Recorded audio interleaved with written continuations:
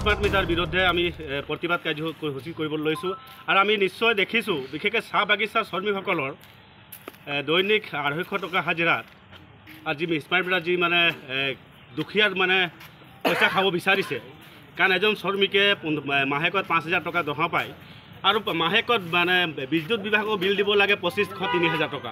এটা কেনেধৰণৰ এটা স্মাৰ্ট মিটাৰ যিটো মিটাৰ হয়তো আমি দুখীয়াক এইখন চৰকাৰে জীয়াই থাকিবলৈ অধিকাৰটো দিব বিচৰা নাই, আমি এই কথা ক'ব বিচাৰিছোঁ।